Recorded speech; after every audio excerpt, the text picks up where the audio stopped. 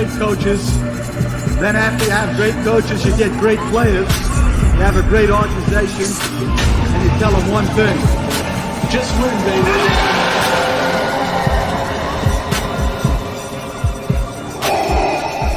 This is Raiders Allegiance with Lunatic Raider. Welcome to the dark side. What is the deal, Raider Nation? As you already know, you are welcome here at Raiders Allegiance with yours truly, let me get it out right, yours truly and host, Lunatic Raider. As you guys are well aware, today is day 2 of the legal tampering period. Tomorrow's the day where you can physically get signatures on all that money worth of contracts.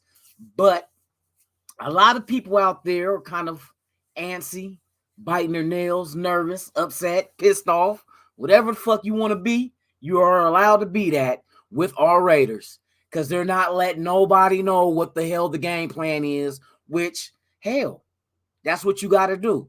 You know what I mean? I feel that if you let anything leak out of possible contracts and money, for instance, today is a perfect example. If you let people know what you're signing a player for and how many years, and this is only a period of verbal agreements, another team could scoop in and offer you the same shit but give you a better package of it. You know what I mean? It could be the same amount, but they might give you more up front, better incentives. Maybe that team is closer to your home. Maybe they're a championship quality team. Maybe they're just coaching staffs or somebody on the coaching staff you're familiar with, but there's all types of reasons. And as I'm scouring the news on Twitter, it goes to show me that I don't know if you guys have heard, but who's the defensive end on the Cowboys? I keep forgetting his old fuck up name, catching cases and shit, beating up women and shit. I think it was I can't remember his name. I'm drawing a blank, man. I just got up, but whatever. It's neither there nor there. But anyway, he agreed to remain with the Cowboys. But then I think Jerry Jones was pushing the issue on another player or whatever the rumor was, whatever happened. Within that situation, he was felt like he got disrespected. So he said, fuck the Cowboys, and went and agreed with another team with the same amount of money. Now, how did the other team know how much the Cowboys was offering? It leaked out. Maybe by the player, who knows? It leaked out. So they matched him. They gave him the same exact contract as what the Cowboys were offering, but he gave them 2 middle fingers and went the other way. So never, never, never let anybody see your hand, because they can use it against you. So that's why the Raiders are quiet. Yes. Are they making moves? Are they trying to make moves? You know they are. They're not just going to stand pat. There's only one reason you free up cap space for this year. You're going after free agents. Now, we made one signing, Phillips, cornerback. He was drafted out of the 5th round in 2018 by the Cincinnati Bengals. He's a solid special teams player, good depth piece for our secondary. And like I said previous, if we're going to basically be like a 4-2-5 and we need 5 secondary players in that defense, you're going to need a nice rotation of corners and safeties. You're going to have to. Levitt for us, safety, they gave him rights of refusal on him. So therefore, any team that signs him, the Raiders have a choice of matching it or just letting them walk. You don't get no draft picks, but you can let them walk, or you can match that contract. So that's letting you know they're holding him here with that tag because they're out here trying to make other moves. There's other moves about to go down. And if they can't make this move happen, you got your backup. You know what I mean? You got your backup. So it's not like You're just keeping him there. He can negotiate with any team. Any team could come and sign him. But the Raiders have the right to refuse matching that offer. But they're holding him there, so if they need him, they can go back and get him. If another team gives them a contract, they can match it, and that's all they need. Now they can go off here, and right now the hot topic now is Stephon Gilmore. It looks like it's just down to us to sign him, and I think that's a solid move. There's familiarity with the defensive coaching staff, well, not staff, but Patrick Graham, of course. There's a connection there. So, and Patrick Graham knows how to use them and knows where to put them in this defense. That's solid to bring a veteran in here to go ahead. And if you go in a draft and you draft the corner, which I think they will, you could put that young man behind and learn from Gilmore. Easy. I don't know how long a contract would be for Gilmore. Do you keep him there for like 4 years? Possibility. Can you still bring Hayward back? Possibility. You have a possibility of having Gilmore and Hayward on your defense. That's solid. That's 2 solid veterans. Now, people want to try to say, oh, well, Gilmore is what, 31 or 32? Who gives a fuck? Hayward was the same age last year. And look how he produced this year. Come on now. Sometimes we put a little too much on age rather than ability. You know what I mean? Nobody's talking about damn Tom Brady being 100 years old and still playing. He's productive at a high level. And speaking of Tom Brady, I got to let y'all know a funny story. I'm going to let y'all know a funny story about the Tom Brady fan base that I kind of like set a fire under their ass a couple of days ago with a short that I did on this YouTube channel. I'll get to that in a minute. But anyway, so Stephon Gilmore is a little bit older, but he's a year behind Hayward, but Hayward was productive. All you worried about is production. Nobody tripped off with Tim Brown and Jerry Rice back in early 2000s when they were in their 40s producing. Both of them had 1,000-yard receiving years with Rich Gannon and them when we went to the Super Bowl. It's production. That's all you should get. You should care about production. Now, age can dictate to you the length of a contract. You know what I mean? You don't get somebody older a long-term contract. You might play it in short spurts if you want to re-sign them after like 2 years. You give them like 2 years. You know, keep them around. Keep them around the young dudes that you go draft or undrafted or whatever route you go to get a corner, safety, whatnot. You keep these veterans there for these young dudes to pick their brain. That's all you want to do. And that will help them get coached up because you're not only being coached up by the coach, you got players helping you coach up as well on the field.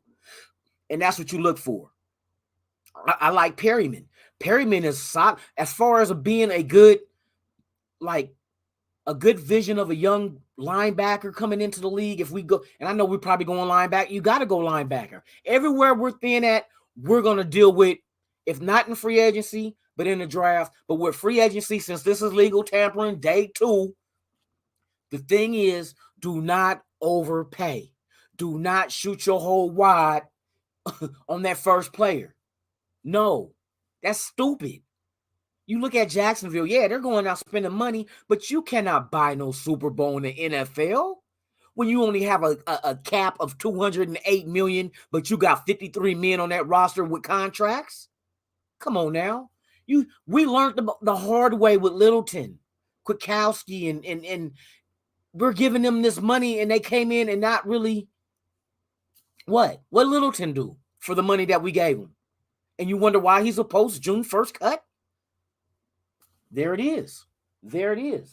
So it's like, it's a lot that you got to factor in when it comes to these free agents. Plain and simple. You don't just go out here and just dump the dump truck. I mean, they're considered elite. Like the J.C. Jackson. A lot of people will, J.C. Jackson, he's going over here. But J.C. Jackson has a friend that he played with in high school on that team. See, like I said, there's a lot of different kind of motivational factors that these players factor in when it comes to choosing a team when they're a free agent. Money, of course, is one. And it doesn't have to just specifically be one motive. It could be multitude of motives. Money. system, championship ability, being close to home. You know what I mean? There's multi different type of factors that's included in a decision making such as this. But sometimes you get teams that just go out there and without thinking. And then you when they don't pan out, now you're stuck with guaranteed money given to these players that you hope panned out. You don't build your team through free agency. You build your team through the draft. That's a fact. You go on the draft and you knock that shit out the park. And you figure what you do in free agency is the little holes that you have that can help you change your draft board is what you fill that with in free agency. You don't build no fucking team in free agency. Who the fuck does that? Who's done that? Who's done that? There's only one team that I remember that went out there and was, you know what I mean? But they got kind of in trouble for circumventing the salary cap. That was the Niners back in the 90s when they had Dion and come on, man. They went out there and they spent a shitload of money, but they did get, you know what I mean? They something fishy here. You know what I mean? And people find ways. They find ways. But if you play it right and you play it smart, you got to go with a game plan. And that's why I said I like the fact that they took a couple of years ago, they took free agency and put it ahead of the draft. Because now that can help you with your draft board. Whatever you go out, because you're not guaranteed to get the free agents you're going to get. There's other teams competing. There's other teams with more money. You know what I mean? So to the Raider Nation out there that's kind of feeling kind of like pressed and painted into a corner, don't feel like that. Don't feel like that because we're not even done. We're not even done. There's a reason why in today, in case you haven't known, that Andre James, our center, has restructured his contract, which frees up another $2 million. Now, why all of a sudden on day 2? See, there's a lot of speculation going out on what the Raiders might be planning. We can just guess. Only they know. But I'm kind of putting stuff together. Like one thing I thought about was, what about Adams, Green Bay? Are the Raiders about to make a move on him? Because the tag that they gave Adams in Green Bay was one where he can still negotiate a contract with another team. And if he signs a big contract and Green Bay does not want to match it, that team has to give him 2 first-round picks. So that's out there. And I was kind of figuring, well, why? We gave Max Crosby his extension, which is well-deserved. You said Carr is your day 1 starting quarterback, but yet he only has 1 year left on his contract. But you're talking about extensions. I'm wondering if, because Carr did say he would do anything to get Adams here.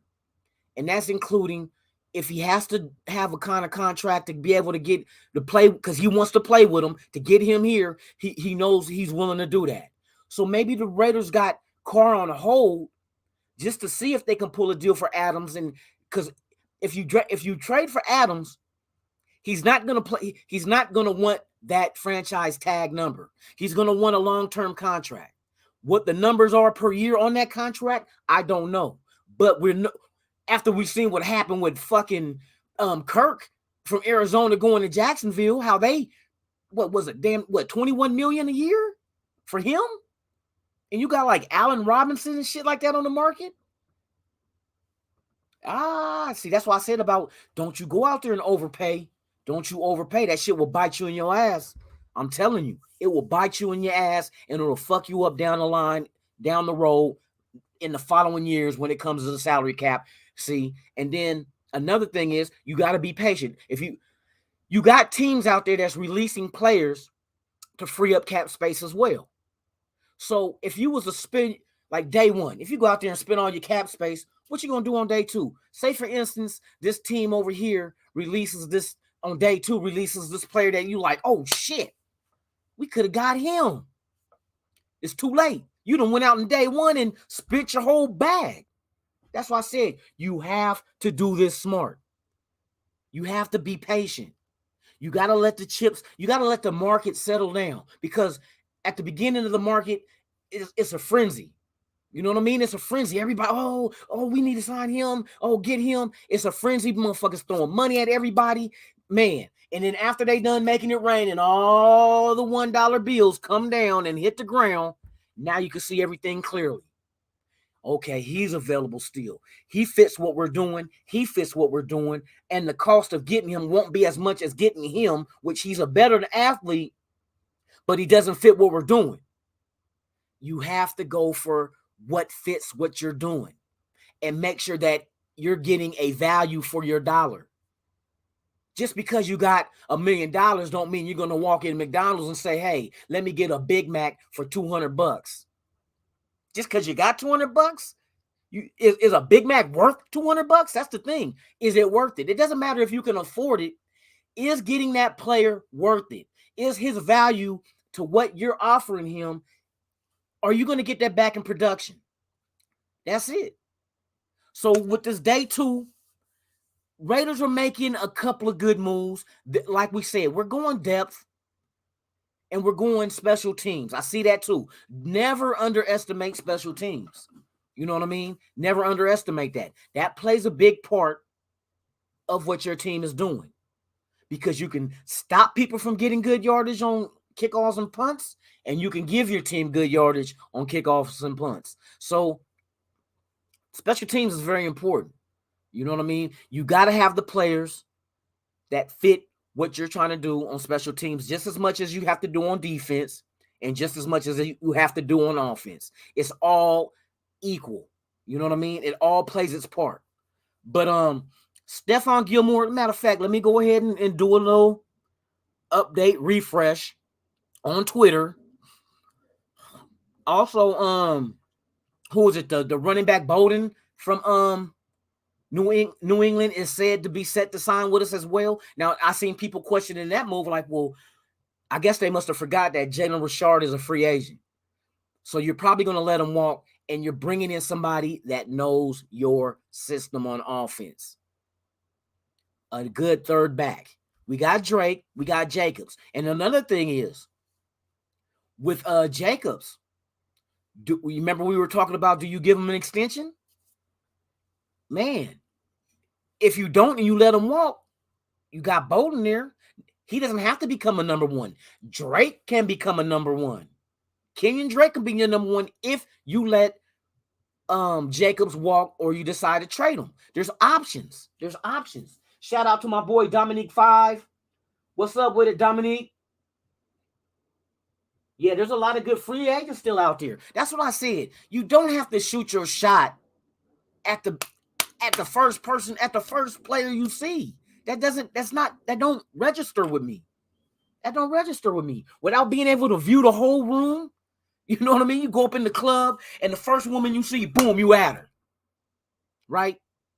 They come to find out she ain't got no teeth and one of her eyes is crooked. Then you look to the left and over here in the corner, you didn't see her in the dark. And she like all humble, down to earth, got a good career, but you didn't see her because you went straight for the first one you see.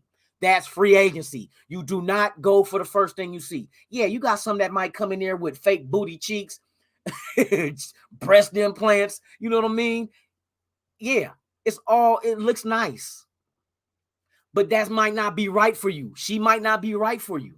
And ladies, he might not be right for you. Let's go both. I need my Raiderettes and my Raiders, you know what I mean? But you take your time. You scour the room. That's what you do in free agency. You scour free agency. You look who's available, right?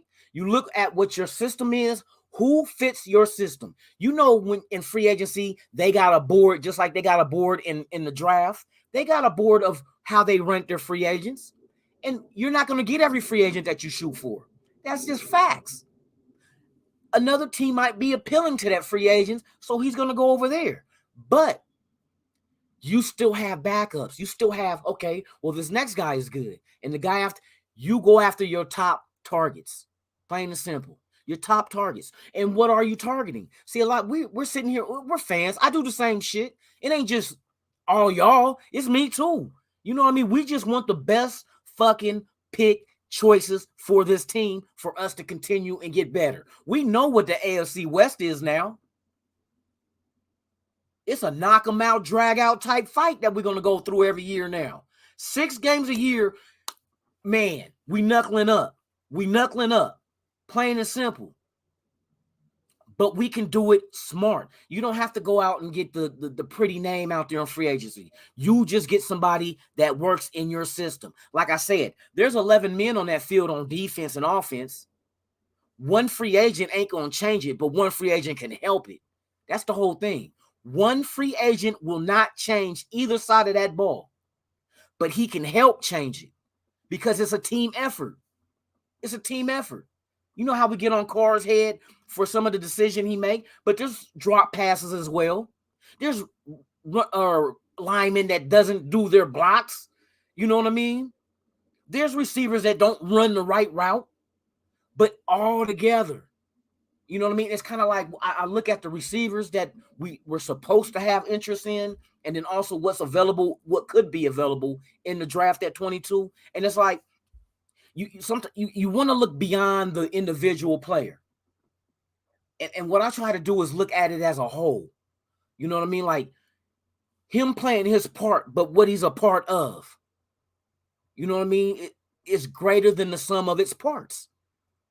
A well-oiled machine. You know what I mean? I'd like to shout out to everybody in the chat, man. Right on, Dominique, man. Yeah, man, with Gus Bradley. What? So he did, huh?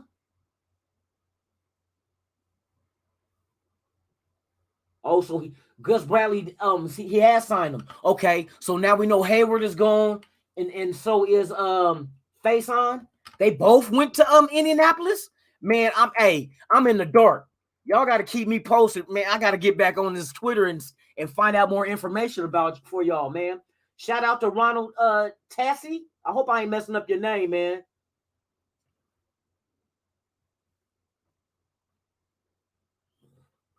I disagree.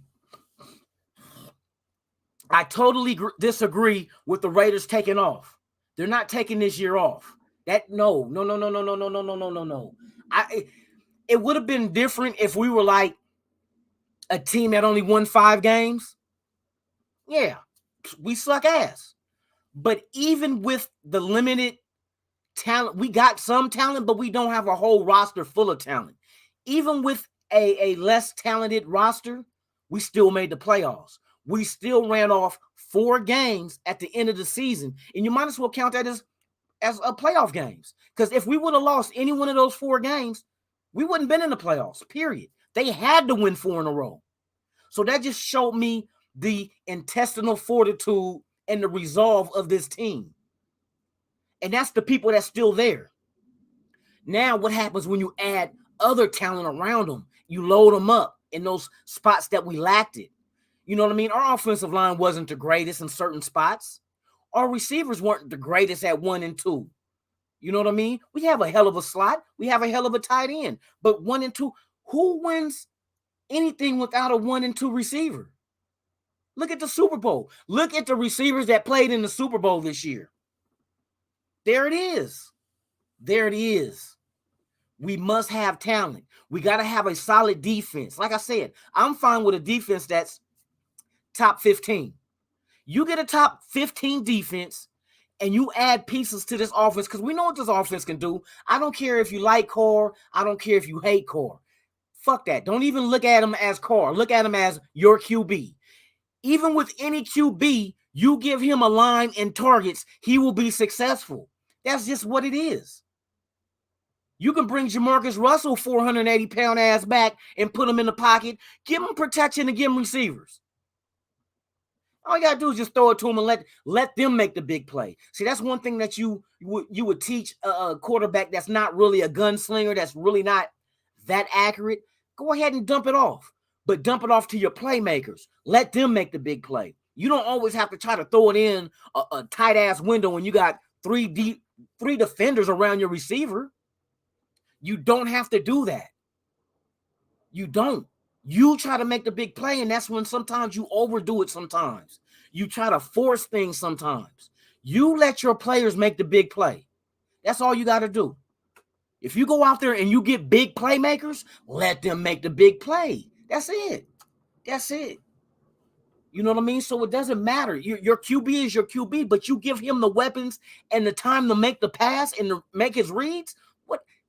What quarterback that ain't grew up playing quarterback through Pop Warner, high school, college, and to the pros ain't been taught to be able to make their reads and play the game?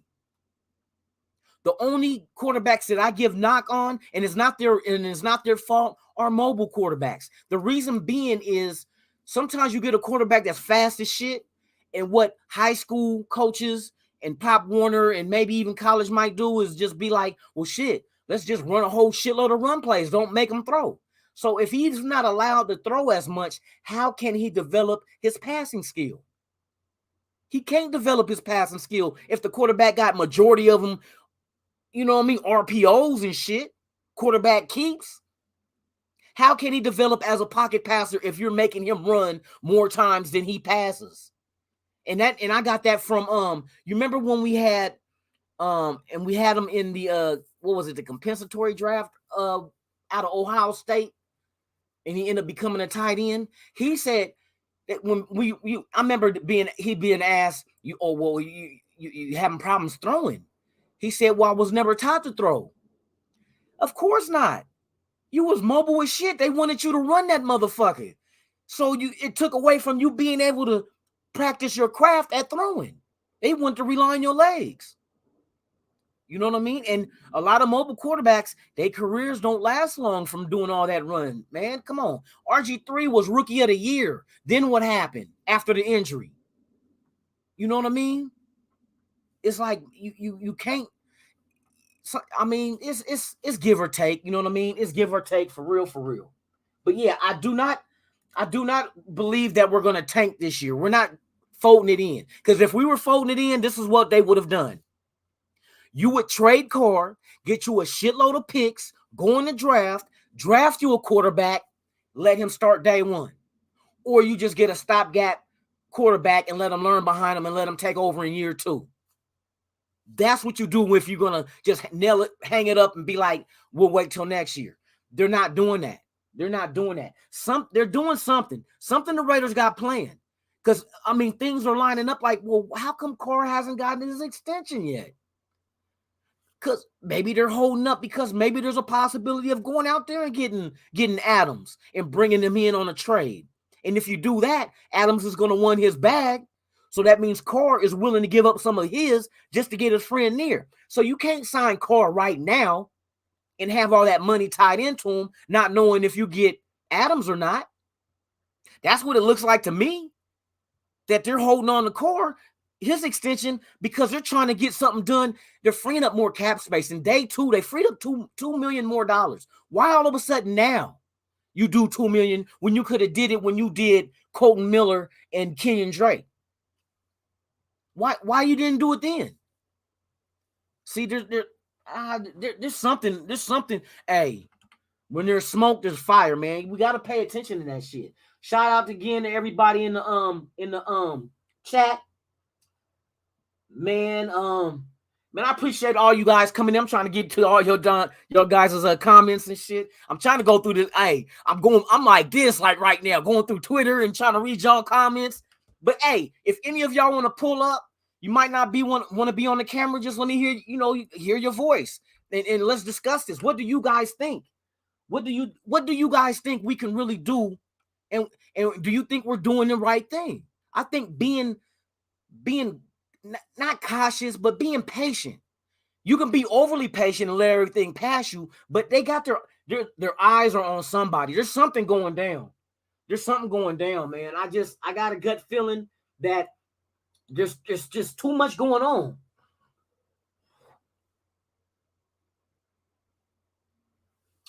Oh, okay. I got you, Bruno 4587. Yeah, maybe he did mean when he was with us, he signed him. I was thinking that he was saying that they signed with the Colts. So they're still out there. They're still available. Because I know that the Raiders said that they would love to keep Hayward. You know what I mean? But it's all on Hayward. And that's what I said again with players having motives of going elsewhere or staying. He's familiar with Gus Bradley more than just with the Raiders. on his previous stop. You know what I mean? So that makes sense if he wants to go there. But then he might want to stay with Patrick Graham is a credible defensive dude in this league. He's not no bum. He knows his defense. He's been around. The dude is very bright. You know what I mean? So you want a brilliant defensive coordinator who can come and create and do shit out of the box. You don't want to do your norm, your typical, because teams done face that so often that they know what to expect. But like he said, he wants to keep it simple, but at the same time confusing offenses. And I love that. I love that he does not want to stay in one defense every game, because that never made sense to me neither. Why would you just go? I mean, and you remember Al Davis had the philosophy anyway that we had superior players over anyone, and it didn't matter if you knew what the fuck we was going to do or not. Plain and simple. It did not matter if you knew what the Raiders was going to do. We just going to come smack you in your motherfucking mouth. You know what I mean? Stop it. But nowadays, it's kind of like the physicality in football kind of been taken away from it with the new rule changes and the way they throw flags. They kind of took the physicality out of football. So when you don't have as much physical, there's still a physical game, but not like it used to be. Now it's more cerebral. You know what I mean? It's more mental. That now you have to sit and think, and now you use your mind to go ahead and manipulate offenses and manipulate defenses. You got to be slick with it. You got to be kind of not really trick plays, but illusionist. You know what I mean? Make them think the ball's going this way. I mean, why else do you think Kansas City let Mahomes throw no-look passes and shit, which everybody caught on to it now? That's why he kind of like, he's downgrading himself. He's not the same Mahomes because everybody knows to expect that. And that's what I mean by you have to do something outside of the box that other teams expect you to do. Keep them on their heels. Because just that split second that they got to stop and analyze what the hell's going on, you done hit them for a big play. You know what I mean? You done hit them for a big play. That's what you want. You want that little one moment of hesitation, boom. You know what I mean? The receiver done cut and gone. That's why I like Renfro. Man, have you guys really paid attention to how Renfro comes off the line? He remind me of a point guard breaking ankles. This motherfucker come out there and be like, and one. Bing, bing, bing. And then the corner going this way and he going this way. And it's like, it's a beautiful sight, man. Hey, Renfro, he got those moves, man. He might have been a point guard in his past lifetime because that motherfucker got crossover looking like a white Allen Iverson. You know what I mean? Shout out to everybody in the chat. I'm gonna get to you guys' let's see. What do I think about this thoughts of McDaniels wants to give who? Oh, get rid of Jacobs? Hey, that's a very good question. I just touched on that a little bit. Possibility. It's a possibility because you have to think, like I said, what does Josh Jacobs give you? What is his actual value? You know what I mean? If you pick up that 5th year option, what is it, about $8 million? Do you feel what Jacobs give you is $8 million worth? That's why I say with free agency, they're overpaying. They're overpaying these dudes. Ain't no way in the world these dudes that out here getting these big fucking contracts is worth that money. But that's what happens. It's inflation. Now the market is inflated. See, on day one, now everybody's trying to say, oh, well, damn, this motherfucker got $21 million a year from as a receiver. So that Allen Robinson in them is man. And it kind of makes you think DJ Chark went to Detroit for $10 million for 1 year. And that's kind of, that to me, that's kind of dangerous because didn't Chark get hurt? Wasn't Chark hurt before? Who knows if DJ Chark was hurt before? Because on a 1 year deal and you get injured, what you think that's going to do to your value as a player next year? Next year, because you're going to get that tag as being injury prone, and that fucks your money off. When people start thinking you get hurt all the time, like the San Diego secondary and defensive ends, or not, they're not San Diego no more. My bad. It's kind of hard to keep up with these old weak ass Chargers anyway. But they go out there and they getting players, and it's like on paper, ooh, it's scary. But then again, in the emergency room, it's like, ooh, a broken leg, a torn ACL, or Achilles tear. That's all they do. It's not scary. It's scary all the fucking injuries they accumulate. Shit, they got more fucking injuries and contracts, dollar amounts. Shit. Yeah, but hey, you're right though, Bruno. That's a possibility. They could move on from Jacobs, or they just let him play it out. You let Jacobs play it out, and then you let him walk if you got his backup. Now, is there a potential of going into the draft and drafting a running back? There is potential because, like I said, in the later rounds, Raiders are not the Raiders, but McDaniels and them, the Patriot way, but now it's the silver and black way. They have the tendency to move back in the later rounds and accumulate more picks. When you get more picks, then you can go ahead and shoot your shot on a running back, people that fell in between the cracks. You know what I mean? In the draft that should have went higher but fell to you. You get multiple picks in, like, say, the fourth round, fifth round. We got 2 picks already. So don't be surprised if one of those get traded back. You know what? I wouldn't be surprised if we traded back in the first round, just because you got to load this team up with talent. You just got to hit on your picks and your free agents. You have to hit. You cannot swing and miss. We've been doing this. How many years have the Raiders been swinging and missing in the first round? By reaching. And to me, a reach in the draft is just like overpaying a free agent. It's just like overpaying a free agent, because now they're on your team under contract, but they're not producing what you expected. And what the draft pick don't pan out to where you drafted them. Leatherwood, wherever you drafted him, he does not live up to that standard. Cleveland Farrell, he does not live up to, and it's not the player's fault. The teams go pick these dudes that high. You know what I mean? But you're not valued to what you're drafted at. And same with free agents. You're not the value of what your contract says. So you can hit and miss in both free agency and the draft. It's the same to me. It's the same to me. Let me see, man. What we got going? Maybe you're saying, oh yeah, I got you on that one. Shout out to Constance Frank. Constance Frank, thanks for Dominique 5, yeah. Oh, so look, Dominique 5 he said they did sign. Man, y'all got me in the dark. I'm up here just carrying on. But man, I appreciate every single one of you in the chat. Hey, everyone who's at this channel right now, and you're not subscribed to the channel, do me one solid. This is all I ask for you to do. And it's simple. It only takes a couple of seconds. Please subscribe to the channel, hit that like button, and knock the hell out of that notification bell so you can be notified of all the content I release, even breaking news. So I'm here for y'all. Like I said, without you guys, there's no me. And without us, there's no nation. We stand as one. You know what I mean? We're all together. I'm no more of a fan of this team than you guys are.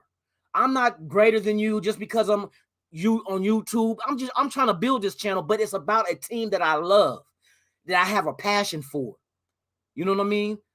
I want subscribers to come in and give me their feedback. I want to be interactive with you guys. So, you know what I mean? I don't want to carry on that because we're talking Raider football, but I love y'all. Man, thank you for pulling up. Man, like I said, without you, there's no me. And I appreciate y'all. Really, I do. Feel free. Let me get back to these chats because y'all questions and comments are important. So he said that they did go to Indianapolis as far as Hayward and Faison.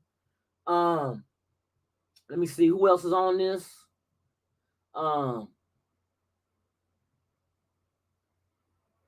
Janarmo Thrash. I hope I ain't messing up your name, bruh. Hey, you got a long ass name with like 26 letters of the alphabet. I'm trying to figure it out what it is, but it's all good. It's all love, man. It's all love.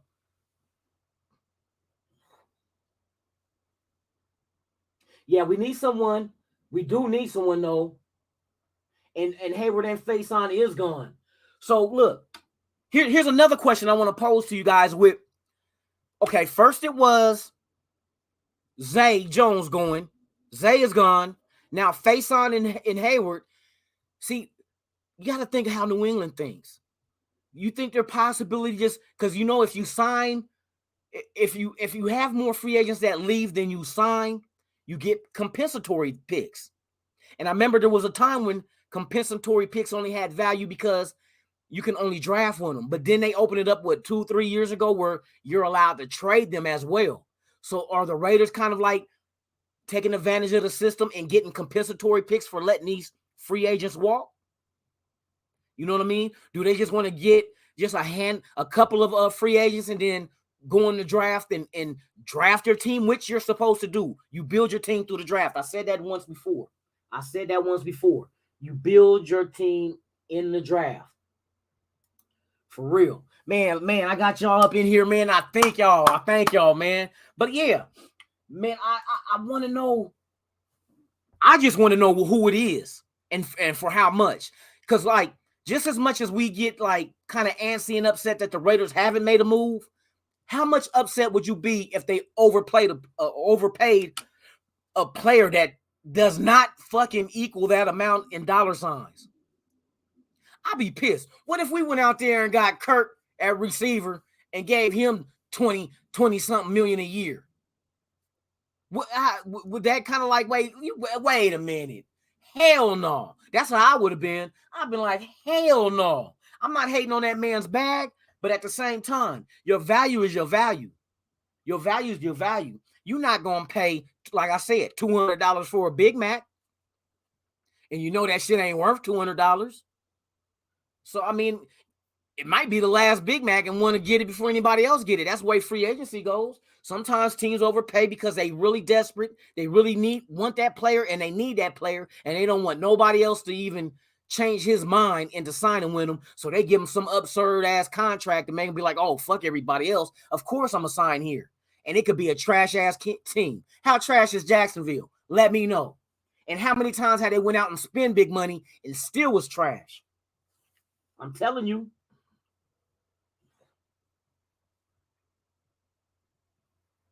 Yeah, hey, Bruno, you're right, though. I believe that same thing, too. Courtney Collins. You know what? I'm trying to figure out. I'm hearing different things about, oh, it's a done deal with Gilmore. We got a verbal agreement, but I haven't seen anything written yet. And, of course, it's not going to be written in stone until tomorrow when you're allowed to put pen to paper. But I'm here. It's like it's down to us because they said the Niners and the Jets were interested along with the Raiders and Gilmore, but the Niners and Jets went out and signed corners now since then. So now we're just standing there, but I don't know. Maybe they're just in talks and maybe they haven't agreed to a contract yet, but they're working on it.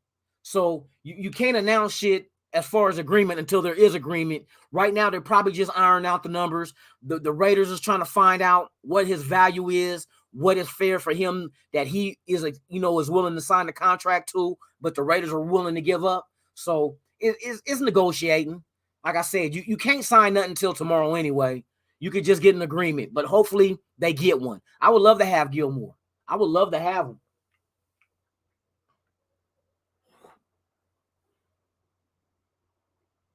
Okay. Yeah, you're right. I agree, Bruno. Yeah, I think they still talking it out. They're still talking it out for real. Oh, Courtney, why you pissed? Because we ain't signed nobody yet, or because we haven't signed Gilmore yet? What's the reason why you're pissed?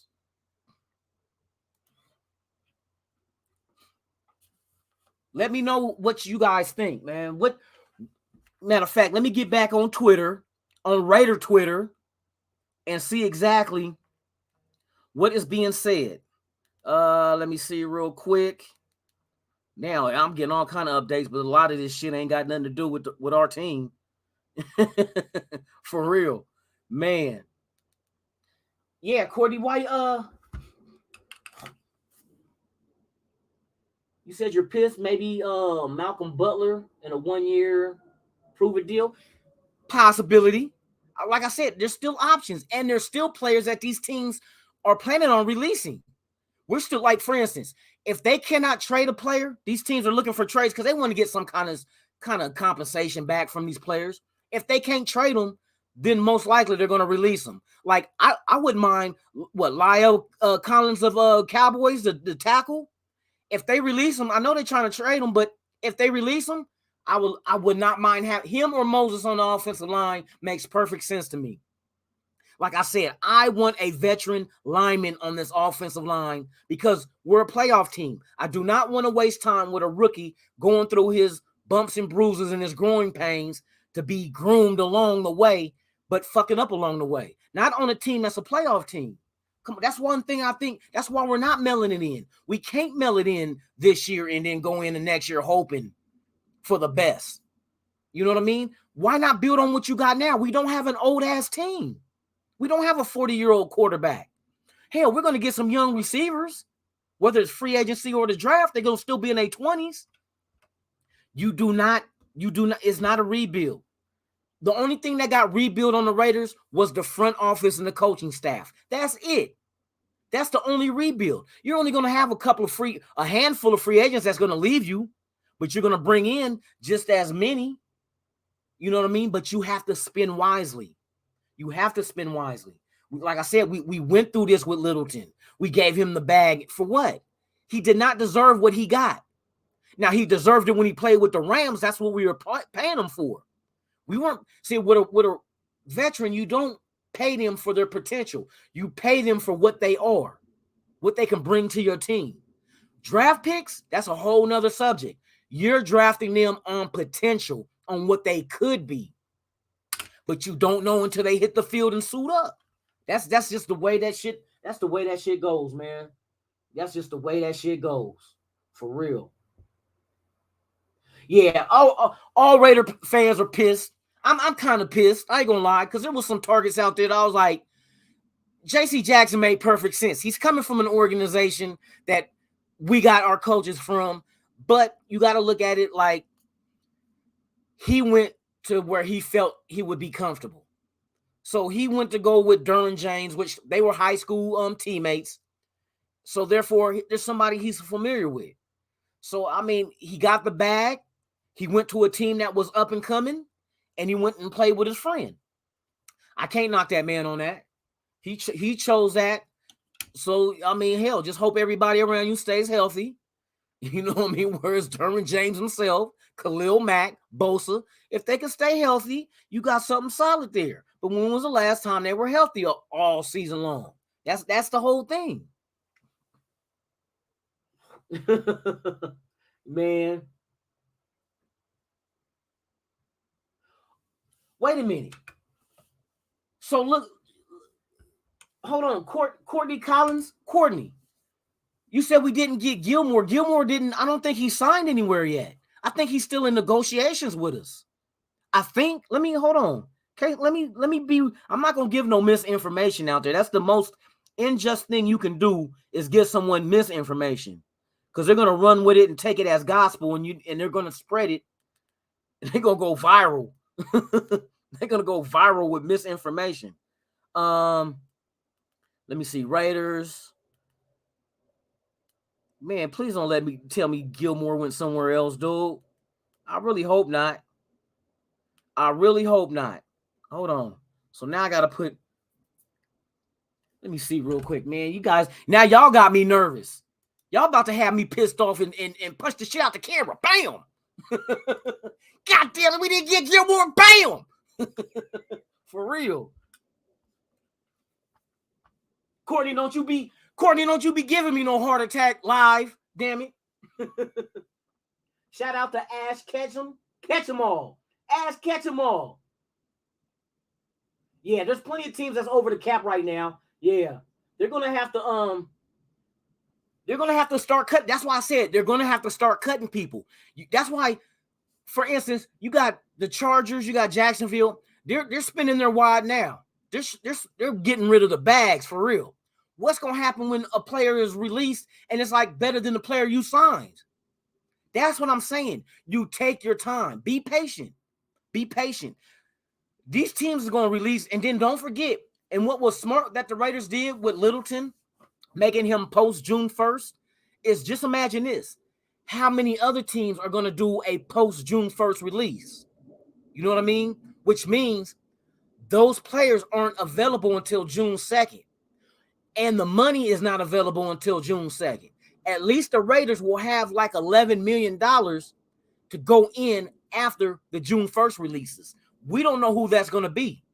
And usually it's people with big contracts, because the reason why you June 1st them, because it pushes their money into next season, and free up a whole lot of cap space now, and give you like a little bit of cap or dead cap space, you know what I mean? Or cap money, dead cap money, and a lot of space, and pushing that shit over and until the following year. So you don't have to deal with it till then. That's what the June 1st is. And every team can select 2 players to June 1st release. Now, with that being said, how many teams are going to June 1st them? And it's usually going to be players, like I said, with large contracts. And usually the player with large contracts are some of your best players. Maybe they went in free agency, gave them a bag, shit didn't pan out. They played for you a couple of years, like Littleton. We gave him a bag. He played for a couple of years, didn't pan out. June 1st them, free up $11 million, but you can use it on June 2nd for the other June 1st releases from other teams. They're playing it smart. They're leaving every avenue open. You don't go on the first day and just give off all your free your cap space. That's not smart. That's not smart at all. That's not smart. But I mean, it is what it is. So we'll see. Hey, I hope we do a trade for Adams from Green Bay. I'm dead serious, and it's kind of like, it looks like that might be a thing. I'm not saying it is. I ain't heard nothing, so don't go out there and say, "Oh, Lunatic Raider said that we're working to trade for." No, I did not say that. I said I want it to happen, and I'm trying to like put everything together, like make it make sense. Like, why has Carr not received an extension yet? But Max Crosby has. You know what I mean? And you saying that Carr is your day one starter on your team. So why hasn't? And see, I remember Carr said he's be willing to go ahead and give up some money if he can get people that he wants to play with. He knows this. He knows he want to play with Adams. He said this. He said, if I got to buy him a car to get him here, well, instead of buying him a car, how about free up some of your money in a potential extension for us to work a trade? Because if we do trade for him, he's not going to want to play under the franchise tag. His value is way, like, come on. Christian Kirk is making $21 million, and the franchise tag on Adams is 18, 19 mil. Kirk better than Adams? Is Kirk better than Adams? You know what I mean?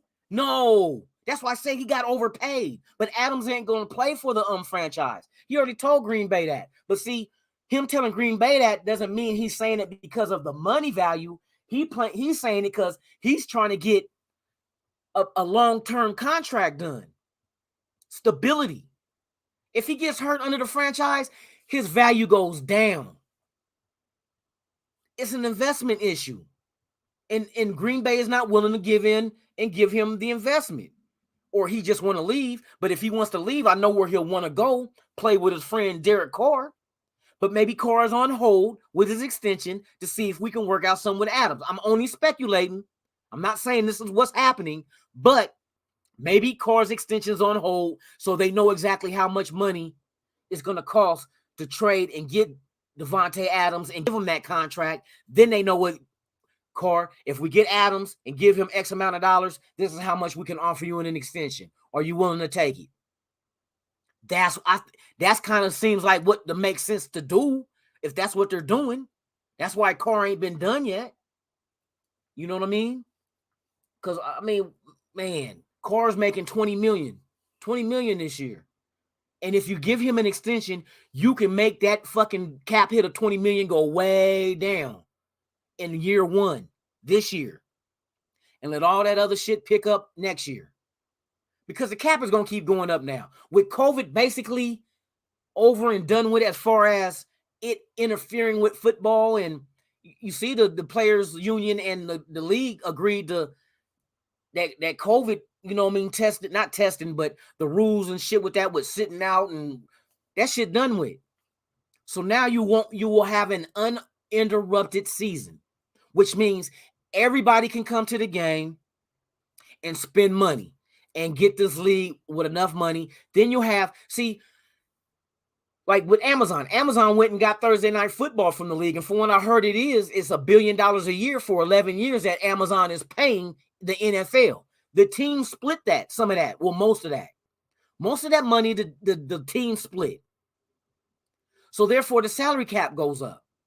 See, the salary cap went back for $20 million a couple of years ago because COVID took the fans out the stands. There was no paid viewership. You know what I mean? All that money that they could have made on ticket sales was gone. So now once that shit is over with, now fans can come back. Boom, the cap goes back up. Now it's $208 million. Next year, don't be surprised if it's over 230. Because I guarantee you, with all that COVID stuff out the way, everybody's gonna come and they're gonna make this NFL season a booming ass season. This season, I expect them to make more money than they ever had. For real. But yeah, you guys got me. Man, you guys got me. Hey, I hope Gilmore don't go nowhere for real, because I want him on this team. Nah, I don't think Houston is gonna see. Don't forget.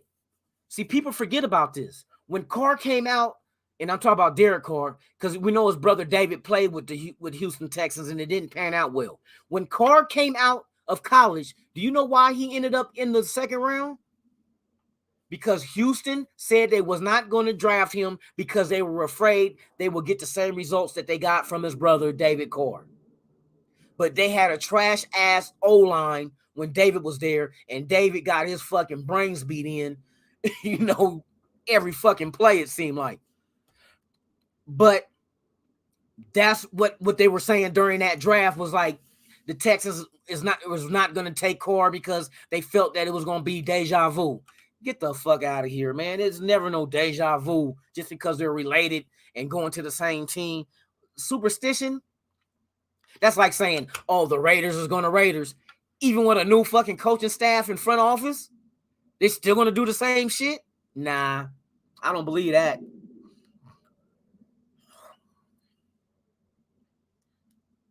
That's one day ago. I'm trying to keep up with the news. Yeah, I don't think Carter Houston. I don't see that happening. Maybe you give picks to Houston for Watson, but then that means you would have to give up Carr to, like, say, Indianapolis, but Indianapolis doesn't have a first round pick this year. So I would have been like, and I done heard other people say the same thing, and it makes sense. DeForest Buckner, ask for him. That's your defensive tackle. You know what I mean? Get their second pick this year, their second pick next year. Fucking wipe them out. Take their third this year too. Shit. Take a second this year, a first next year, and maybe a second also. If they're willing to do it with DeForest Buckner, get Carr. You got to make up for the fact you don't have a first round pick this year. You know what I mean? So we'll give you Carr, but it has to be a trade that makes sense. Like I said, you don't just make trades just to make trades. If the value ain't there, you tell them, nope. Don't want that shit. So yeah, him to straight to Houston don't make sense to me. Bruno, maybe we're waiting for tomorrow to announce stuff because well, you know what? Wait until tomorrow makes sense. You kind of don't want shit leaked out, and then like I said, for 2 days, like starting yesterday, for 2 days you can agree with a player to sign, but they don't have to sign. They can't sign till Wednesday. In between then, I done seen players change their mind, and it happened. Like I said, it happened today with Dallas. I seen players change their mind and go elsewhere because they never signed the contract. That's the one scary thing. The good thing is a team can have a good faith negotiation and contract agreement, but then sometimes that faith gets betrayed when another team comes along and finds out what the numbers are that team offered you, and then you one up them. And then, oh, shit, I'm going here then. It happens. It happens. So sometimes you want to keep you'll negotiate with them until tomorrow where they can physically. If you start negotiating with these free agents tomorrow, that's a whole different story. Because then I can get you to sign that contract right then and there. I don't have to worry about another team coming in and swaying you away from me. You know what I mean? And giving you more money to outdo what I gave you because they found out what the numbers were. Maybe you wait till, and that's smart to do too. You wait till Wednesday where they can actually sign the contract. If they give you a verbal, you bring them in, you give them a verbal agreement, but before they can sign the contract, they got to take a physical. That's just what it is. You will have them at the facility to take a physical and then sign their contract, and then Raiders can post it up on YouTube and everybody can watch it and be like, we got them. So that makes perfect sense to me too. Bruno, that makes sense. That makes sense to me, bro. Hey, good take on that, man. Good take.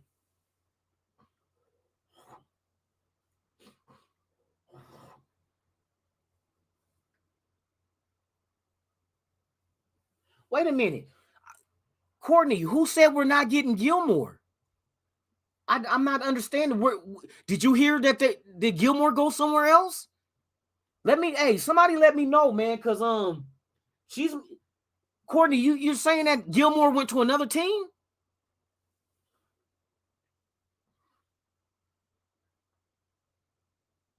Yeah. Hey, shout out to Ash Ketchum all. Yeah, Courtney, Ash said that Gilmore is still in play. He did not sign nowhere. I'm hearing that we're in negotiations with him.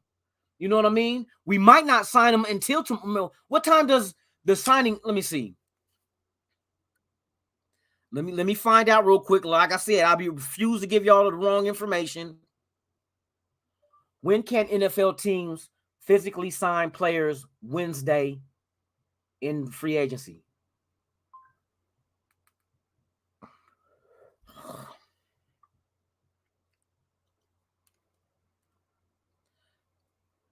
(2022) NFL free agent signing period.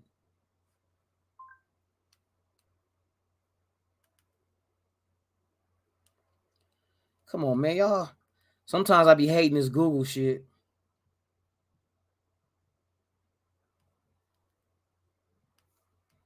They're not. Let's see. Who's a free agent?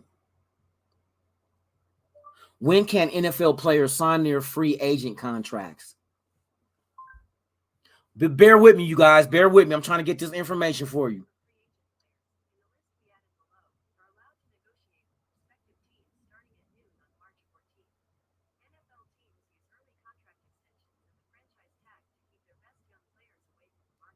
Come on, man. That's not what I'm asking you, dingling. Okay. Yeah, somebody let me know. Yeah, Gilmore is still in play. From what I'm hearing, Gilmore's still in play. He hasn't went anywhere, Courtney. So just, hey, you got me nervous there. Don't you start that. For real. Yeah, shout out to Top Beats. Shout out to Top Beats. He had too much money. For real. See, look, Darius Phillips, in his contract shows you at 2.25 mil, he's a good piece. He's a good piece.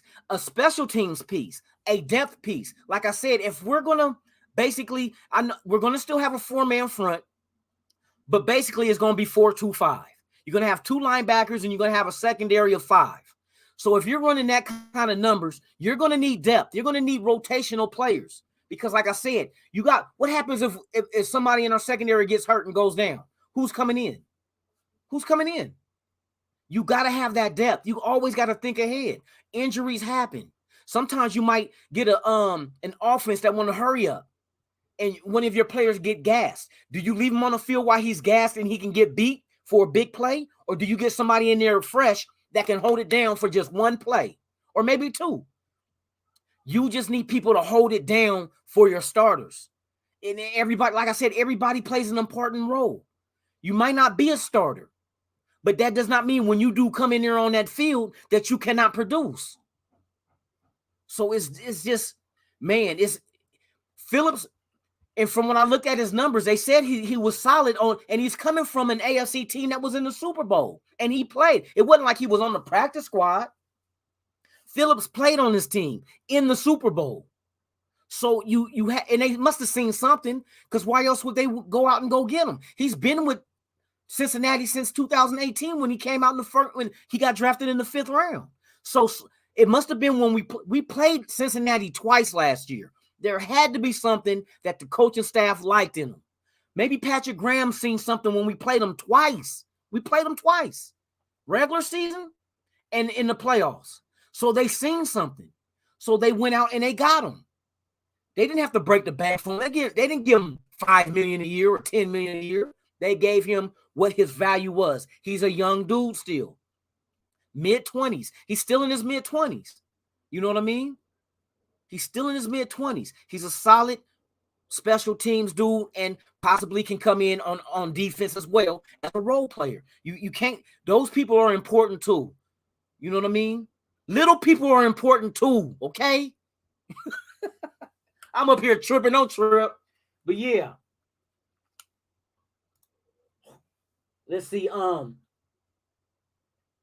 You agree with there's gotta be a reason why Carr was the first up? Yeah. That top beats. That's what I'm saying. Why are they holding him still? Now, like I said, you didn't get it from me. I'm just giving my opinion and what it looks like. I can only tell you what it looks like. What it is could be a whole nother thing. Maybe I'm just overanalyzing and trying to put one to one together. But for Carr to be held still, and Max Crosby got his contract like boom, like that. Why Carr hasn't? Crosby is the star of your defense, and your quarterback is the star of your offense. Why has Carr not received his extension yet? You know what the market is. We're seeing the movement of players and what their contracts are. We've seen today what exactly the numbers is that, man, fucking Aaron Rodgers is making buku. He's making buku. Carr ain't getting that.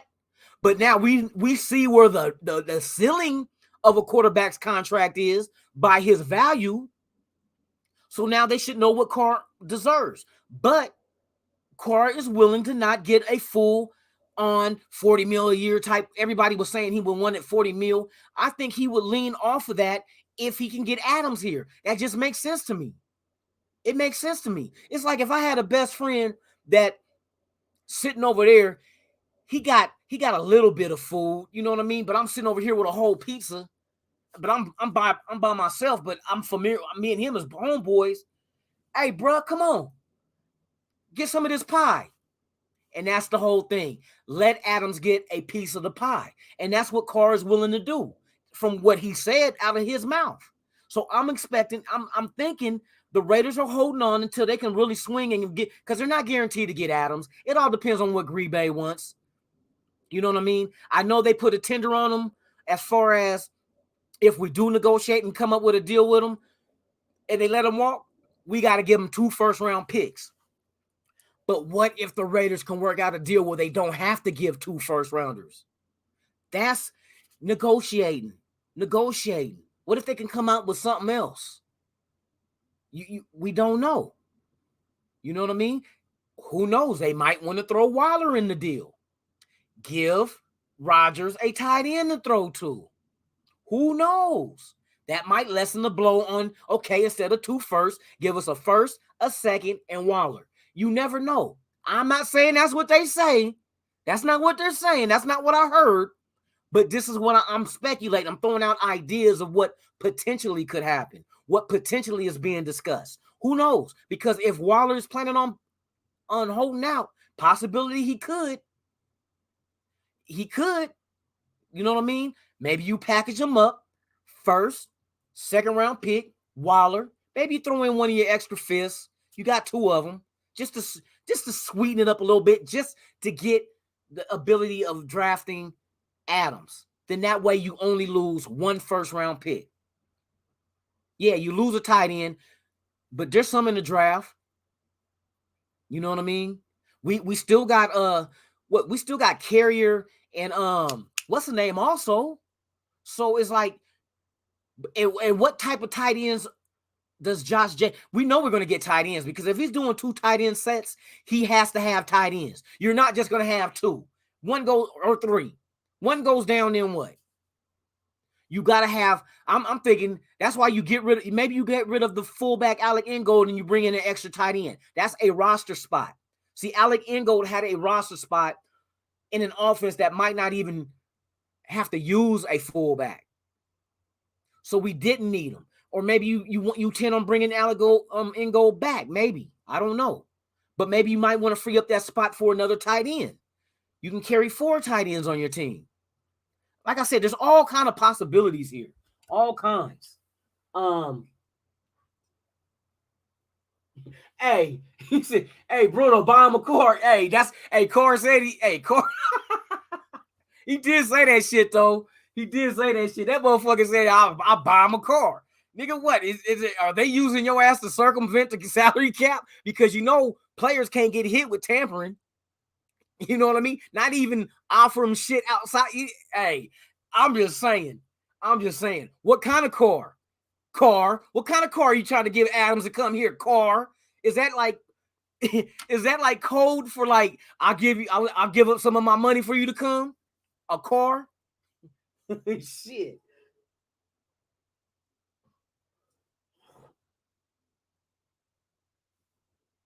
Hey, top beats. Hey, for real though. That's how I'm looking at what Adams is, what Adams got going on. Adams might be trying to low-key force his way to the Raiders. He could have signed that. He could have signed a good faith. In good faith, he could have signed a tender, being franchised, and then work out a long term. See, now they know what kind of money. See, Green Bay knows what kind of money they can play with now after taking care of Aaron Rodgers. So now they should be able to know what they can give Adams. But it seems like to me, Adams is like, fuck you, I'm gone. They're gonna trade him. That's all I can see. If he does come, he's not going to sign a long term with Green Bay. I don't see that happening. I see if he stays with Green Bay, it's going to be a 1-year deal. 1-year deal. And then after that, they're going to have an agreement to either let him walk or shit. If it's not a 1-year deal to let him walk after that year, trade me now. That's the only sense that shit make. Yeah, top beats, man. Hey, for real, there's a lot of shit. McDaniels, hey. And McDaniels, yeah, I agree. McDaniels don't use. I mean, even though New England had a fullback, didn't they just release their fullback? And a lot of people speculate, well, maybe we'll let Ingo go to bring him in. That's a possibility too, because now you have a fullback that's familiar with that offense. But I mean, it ain't like you can't teach nobody your offense. So maybe it's just an evolution of that offense of going from a fullback. Because look, fullbacks is used for blocking, correct? Who would you think would get a better body on an offensive lineman or a linebacker blitzing in over a fullback? Wouldn't it be a tight end? I would put a bigger body tight end in that fucking roster spot over a fullback, just because it's better blocking. It's like you damn near could bring in, is almost damn near a fucking another lineman. Fullbacks you ain't gonna get no fullback that big. I mean, he did a good job. But I think you could do better with another blocking tight end. Plain and simple. Hey, he better come correct with the car. NAUO8. What's up, dog?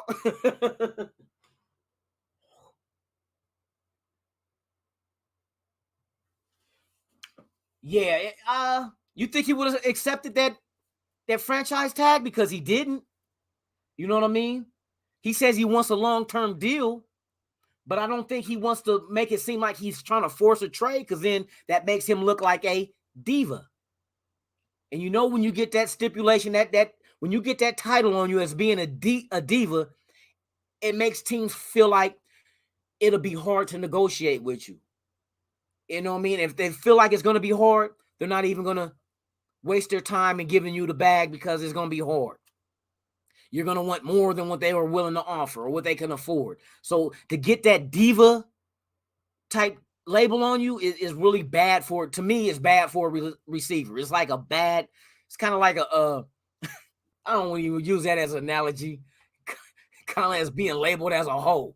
You know what I mean? Only people saying you a hoe, and it's like, I ain't trying to wife her up. You know what I mean? But it is what it is, man. Yeah, and he did buy a house. Now, that might not mean nothing, because you remember we read too much into DJ Chark being in Vegas on a private jet, and come to find out, but maybe he was in negotiations with us. Maybe his intentions were to sign with us. Maybe we only offered him, what, $7 million, $6 million? and he took the 1 year 10, because that makes sense to me of why he took a 1 year $10 million deal. Why would you just take a 1 year $10 million deal unless we said, no, we're going to give you like 6 or 7? So he took the most money, but the less years. That kind of fishy to me, because it's like, why would you risk getting injured on a 1 year deal with $10 million?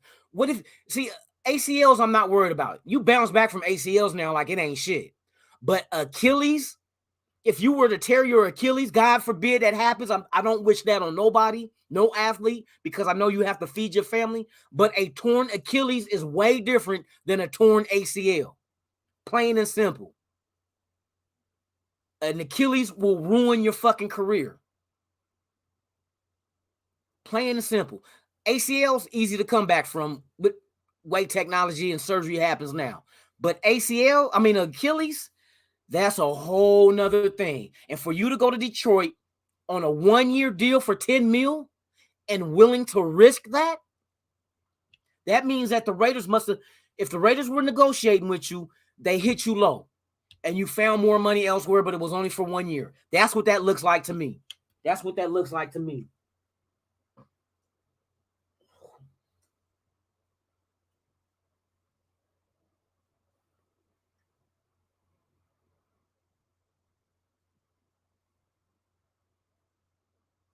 Well, yeah. The Raiders, not the Raiders, but the Patriots, the way they did traditionally did not go after big players unless it was in a trade. They traded for Randy Moss. And they're known to trade away players too, though. But they do it right. They built their team through the draft. How many draft picks did the New England Patriots hit on that fit what they're doing and won them Super Bowls? The draft. You build your team in the draft. You don't go out here spending all your money on the top free agents thinking you're going to build a team that way. Like what Jacksonville is doing. Yeah, their fan base is excited. Only thing that does is make these motherfuckers go buy season tickets and sell out the games. And then when these motherfuckers only win like 7 games, then they be like, what the fuck happened? Just because they're a high end and you spending all this money don't mean that it's going to make your team. You cannot buy a Super Bowl. You can't unless you're paying off the referees. You know what I mean? You can only buy a Super Bowl if you pay off the referees. You can't buy it in free agency. It ain't going to happen. It's too many men on one team to under a $208 million salary cap to be able to go ahead and try to buy a Super Bowl. That's too many players that got to try to learn your system. How long do you think it's going to take for them to learn the system, to really get the system down? I'm telling you, man, you got to put more thought in it. Lizzie White. Shout out to Lizzie White.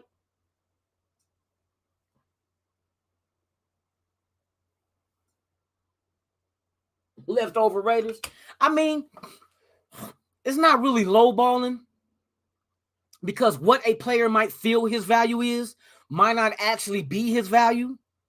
I mean, it is what it is. Some people hold themselves in more regards than what person they really are. You know what I mean?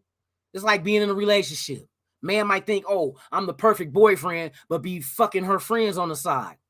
Excuse my language, but is that a perfect boyfriend?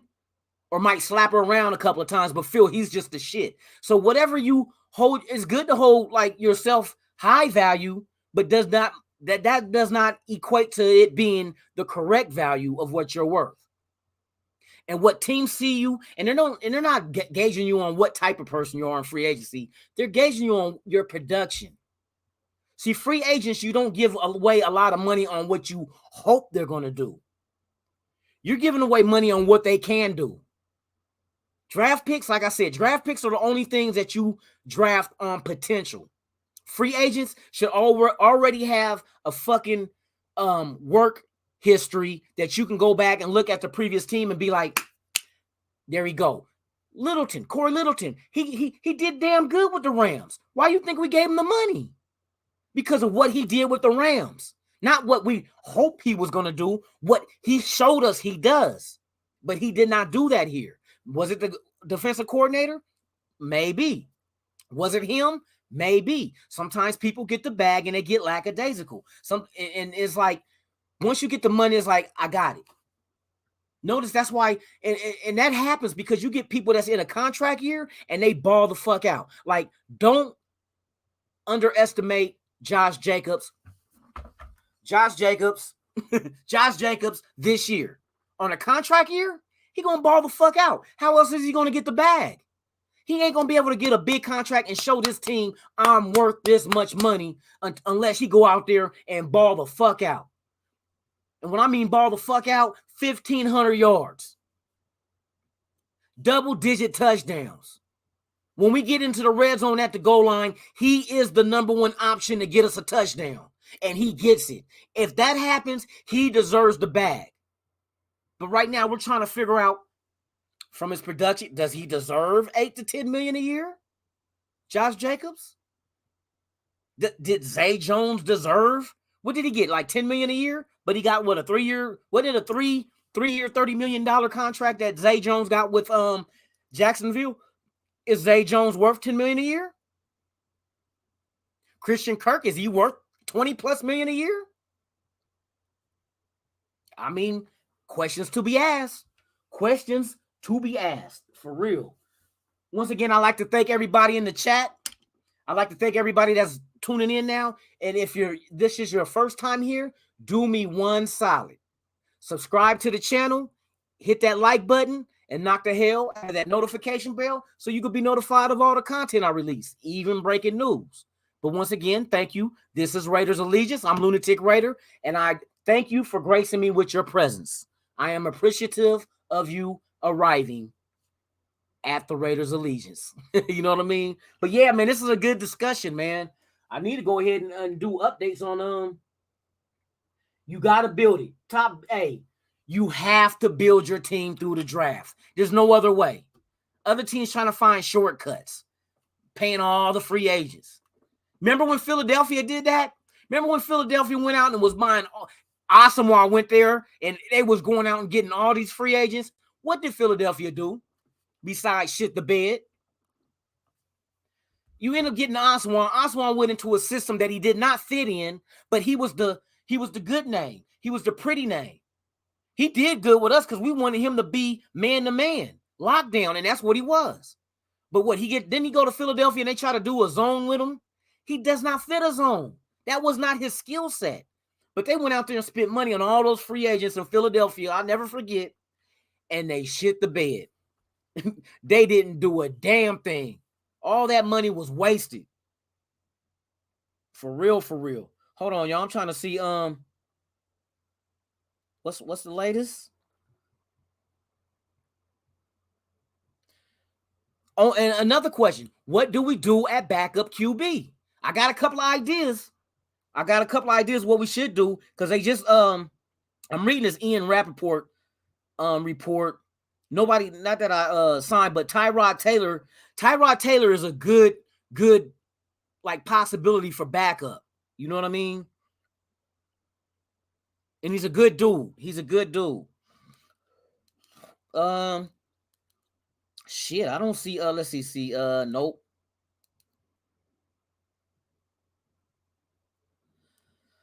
Any guys, anything you guys are hearing outside that I haven't heard?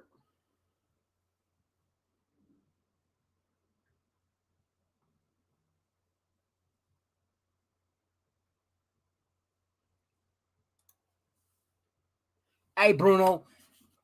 Hey, if them other cats want to jump ship and go to another team, fuck them. I'll throw their ass overboard. Make them walk the plank. You know what I mean? I'm not going nowhere. I don't give a fuck if we only win one game. I'm riding till the wheels fall off. Ain't shit changing. Like I said, some of us are built for this Raider shit. I know we've been going through years of disappointment. But all shit ain't dire like that. There's going to be a time. Like I said, I always make this joke. I said every year I say, hey, we're going to the Super Bowl. And motherfuckers used to clown me from other teams that was fan of other teams. They'd be like, yeah, every year lunatics say, oh, we're going to the Super Bowl. We're going to the Super Bowl. And I told their ass this. I said, yeah, But that year that we do, I'm going to look like a fucking genius. Y'all only going to remember that one time. You know what I mean? I'm going to keep saying that shit every year. But realistically, I know what kind of squad we need to have in order to do that, to compete. We got to have a very smart team. And everybody on that team has to fit in what it is that we're trying to accomplish and what we're trying to do. That's all that is. For real. Let's see. Why Raiders didn't get any complimentary picks is because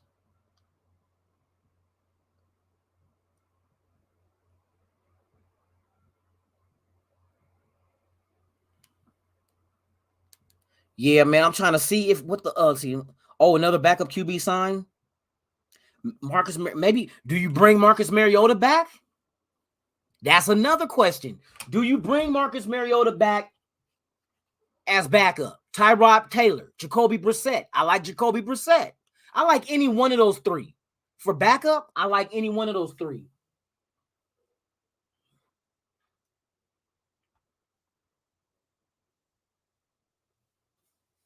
Hey, shout out to Top Beats, man. Thank you for the support. And yes, please hit that subscribe button. Please hit it.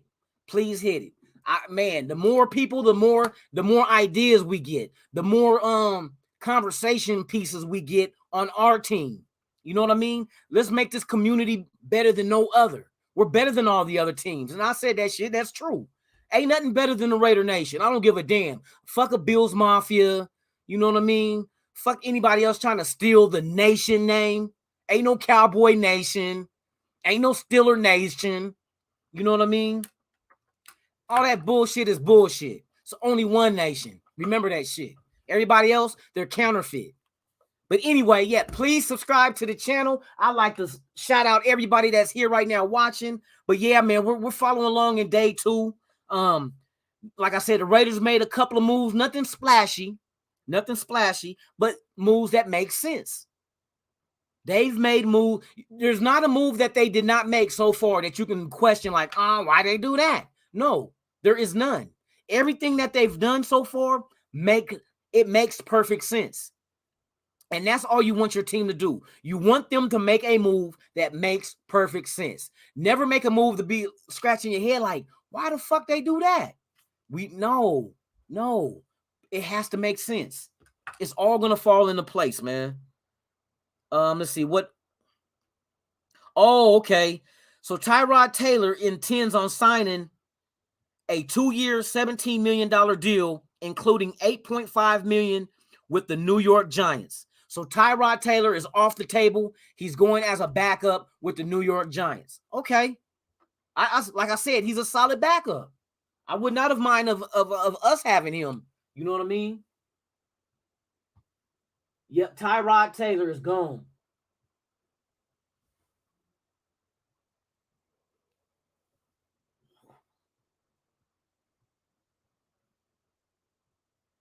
Hey, Top Beast, yeah, for real. They're gonna run into some salary cap hell in a minute. But see, the one thing is though, is there a chance that we bring back Trent Brown? You know what? That is a very likely possibility that you bring back Trent Brown at your right tackle. Now, I know people didn't like him because of, he's hurt. He gets hurt, but he's a massive ass-bodied offensive tackle. You know what I mean? He ragdoll. He stopped Khalil Mack in his tracks. And if we're in a division where we got to face the Bosas, the Macks, and so forth in that division, division, we got to be able to keep Carr upright. Trent Brown would do that. Trent Brown, and like I said, I want a veteran tackle anyway. So there's a possibility that he can come back and reunite with Josh McDaniels and Dave Ziegler, people he's familiar with. No longer is there's Gruden and Mayock. Maybe that kind of rubbed him the wrong way also. And I heard a lot of players say some shit too, as far as being rubbed the wrong way and just the way how shit was ran. There wasn't really no, to be called an organization means you have to be organized. And there was nothing organized with us the way the pecking order was when it came to draft picks and free agency. So I don't know. I wasn't in the locker room. I wasn't in the building, but I'm just going by what I hear other people say, their sources say, that it was like with the draft picks, it was Gruden making those first round picks. It was not Mayock. Mayock was brought on to basically be a yes man. I'm only speculating on what I heard. I don't know this for certain, but it kind of makes sense when you look at what the fuck we drafted in the first round and was that value there. I don't think a good GM would do some shit like that. To reach, usually if you reach, it's not going to be a severe reach. And to me, Leatherwood might have been a severe reach to be up, you know what I mean, to be drafted that high in the first round. And now he plays guard. So some shit adds up, you know what I mean? And like okay, I can see that. That's why that shit happened. For real. But yeah, Trent Brown, I think, is a possibility. Shout out to Daryl Dwayne. What's up with it, Daryl? Thank you for pulling up, man. I don't think Ziggler's waiting for leftovers.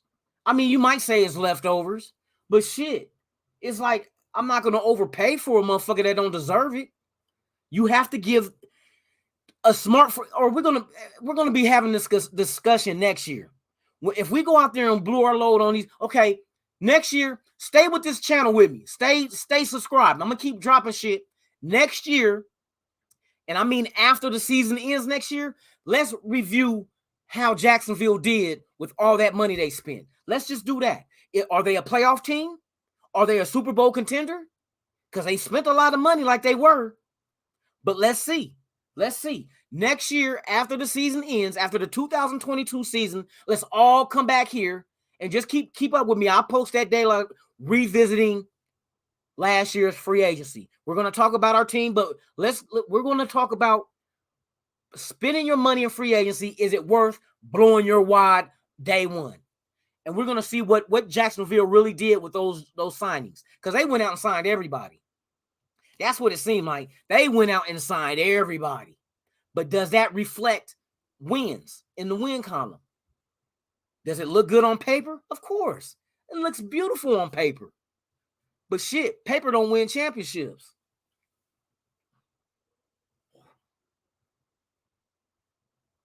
He said, hey, Top B said, get Kaepernick. Hey, I think that might be taboo for a lot of these teams, man. They kind of scared of that taking a knee, thinking that was disrespecting the flag. But shit, if you look through all the historical things in life, when it comes to taking a knee, it means it's a form of respect. When another team's player goes down on the field in an injury, what does your team do? Take a knee. When you propose to a woman for marriage, what do you do? You take a knee. It's a respect. When you go get knighted over in Europe, in England, when they knighted you, you took a knee because you had to show respect to the king or the queen that was knighting you. They get it all misconstrued. It ain't had nothing to do with the troops. It ain't had nothing to do with the American flag, but everything to do with police brutality. But I'm not going to speak politics. That's not what this channel is for. If we want to talk politics, I'll set up a politic page or YouTube channel, whatever. But we're here to talk football. I like to separate the two, and it's not shut up and dribble. We're talking football right now. And a lot of people, if they want to have that discussion, we got to give them an outlet for them to have that discussion. But that includes with the Kaepernick situation. But funny as shit. He said, fuck it, sign Kaepernick. Hey, can you imagine Kaepernick in a silver and black jersey? Oh, my goodness. Hey, I was about to crack a bad joke. I would say, never mind. I ain't going to tell y'all that shit.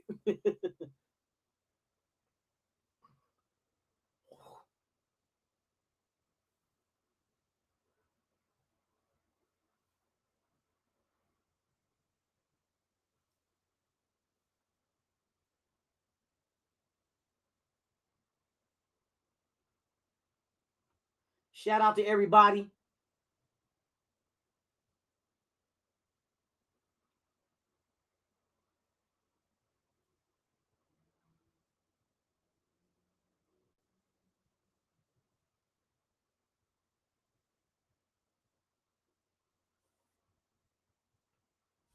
Hey, Daryl, look, man. Let me tell you. How can you say that Ziegler and them sucks and they ain't made a move yet? So we're judging them by what they haven't done? What, overpay players?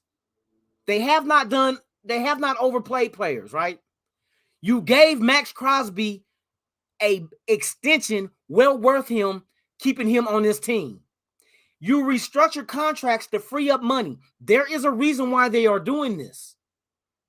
They're doing the same exact thing they're doing in New England. Okay, let's look at this. Bill Belichick, New England. They got 6 Super Bowl rings, right? And played in what, 8 of them? 8 Super Bowls?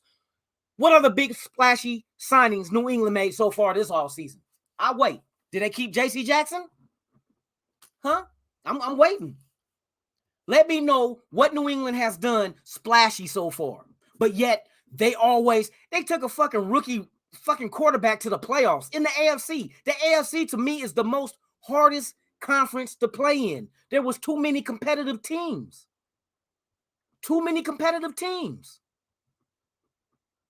But yet a rookie took that team to the fucking playoffs. But yet New England ain't making no splashy. Oh, they didn't bring J.C. Jackson back. They didn't even franchise him. What's that telling you? If they're not in, and here it is. J.C. Jackson plays defense. Belichick's pedigree, defense. He knows defense. He is the defense of New England. So why would he not keep his own free agent on that team? I'm telling you. They didn't franchise him. They didn't discuss a long-term deal. And like when J.C. Jackson, his feelings was hurt. Oh, they didn't even you know what I mean? Like about the bull. They didn't even Now I would have liked J.C. Jackson, but that's an upgrade for us. But Belichick knows something. Either he's batshit loony or he's batshit brilliant. There's a thin line between being brilliant and plumb loco. There's a fine line. Belichick knows defense. Defense is what brought them dudes their championships. So for you to let J.C. Jackson walk and not even franchise him, what is that telling you? And Ziegler and them is cut from the same tree. Who did we franchise? Nobody. Who did we go out and sign a flashy signing? Nobody. Same thing New England is doing. But yet New England is always in contention. They got 6 fucking Super Bowl rings in the same fucking era. Pittsburgh got 6, but they got 4 from the 70s. 2 was the most recent, but it was nowhere in this decade. So shit.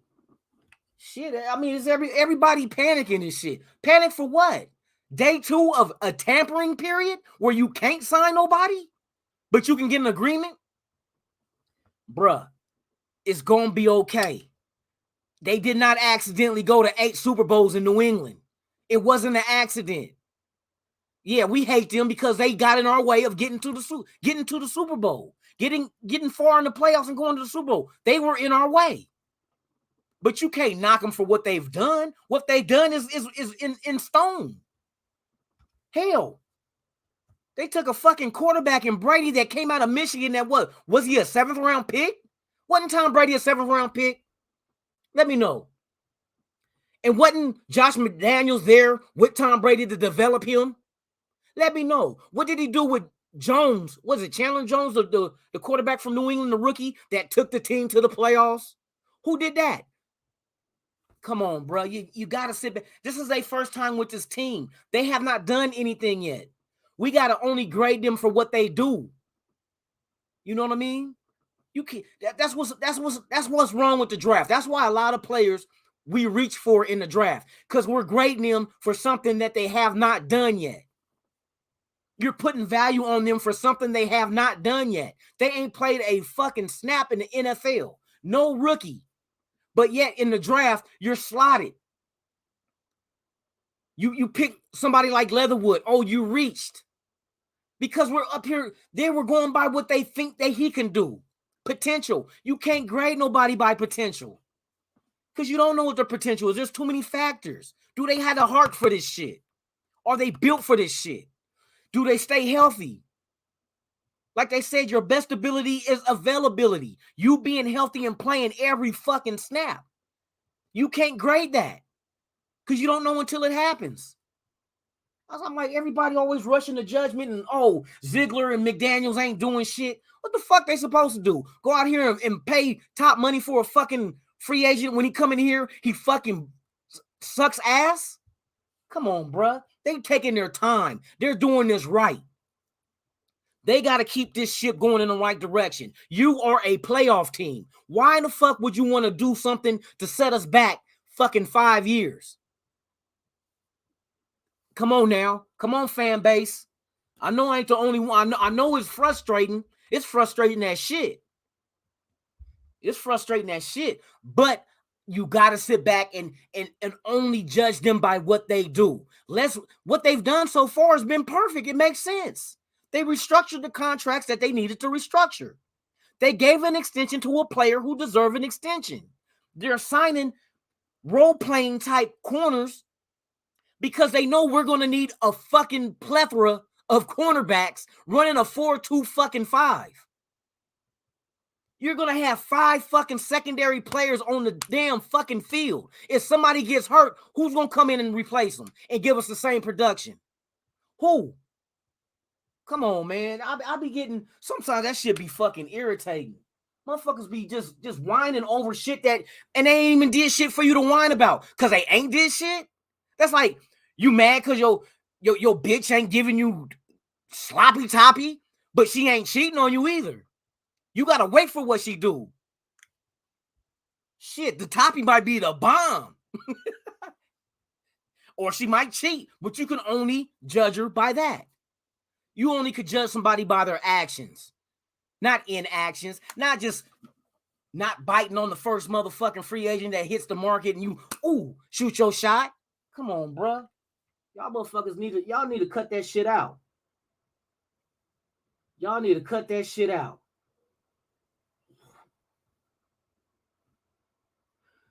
$631 ENT. What's up with it, baby?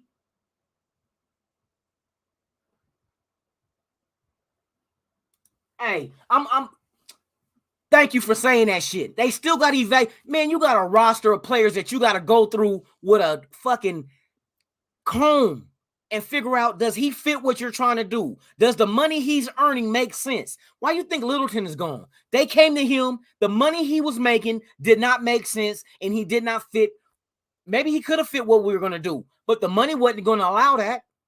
And in order for us to get players that fit what we do, we had to free up that cap space. Like I said, you're still going to have June 1st releases from other teams. Other teams is going to release players with them fucked up ass contracts to free up money under their cap space because they got, and some of them might not be fucked up contracts. Maybe they're getting towards the end of the contract and they got like a chunk of 10 million, 12 million left. But they want to push that money next year so they can play with that free agency cap this year. So they make them post June 1st.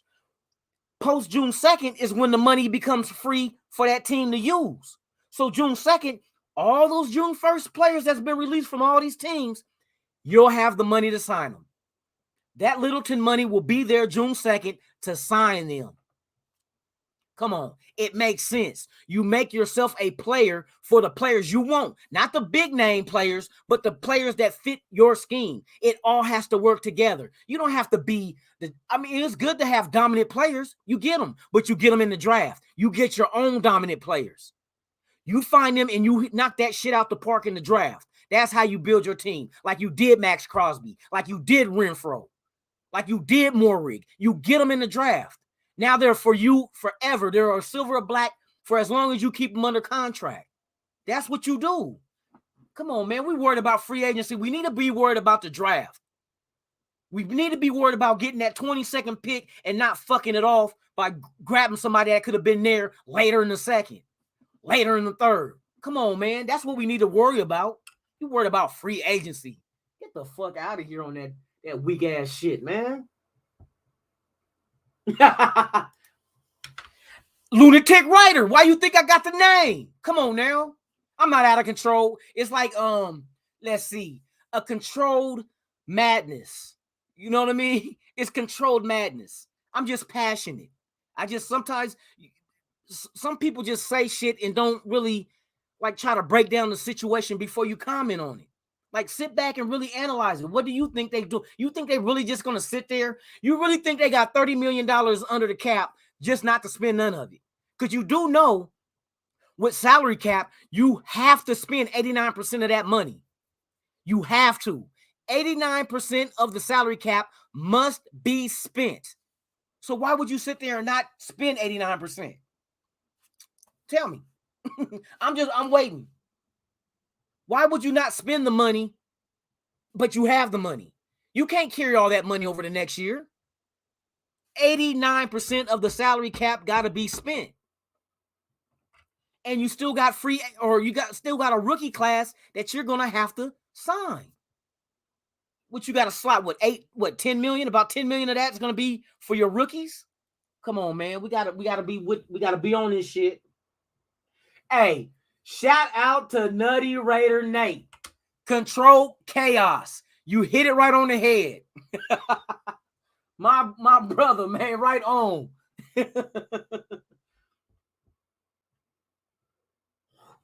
Man, hey, you know what? Let me scout one more time. I'm about to get off of here real quick, man. But man, it's always a pleasure to get on here and hear your guys'. And don't take me wrong. I'm not calling nobody stupid or dumb. Sometimes we have to sit back. I got to do the same thing sometimes. You got to just sit back, and that's where you got to analyze what's really going on. What makes sense? Like I said, long as the Raiders make moves that make sense, that's all that matters. It don't have to be splashy. It just has to make sense. That's all I'm saying. It just has to make sense. Let me see what else is going on. Oh shit! What was this? What? Nope, he ain't saying shit. You should always be. Oh yeah, he's saying something else. I'll be trying to keep up with all these damn tweets. I'm not seeing nothing else real big. And maybe a lot of teams are waiting till, like for instance, who Kansas City signed in free agency? Like a big splash. What was the big splash Kansas City made? Ain't they contenders? What's the big splash Cincinnati made? They're contenders too, right? You got to think, man. The teams that's in contention ain't going out. It's the teams that's garbage that's panicking spending this money. Look at it. Look at it. Jacksonville is going crazy because they're garbage. They're panicking.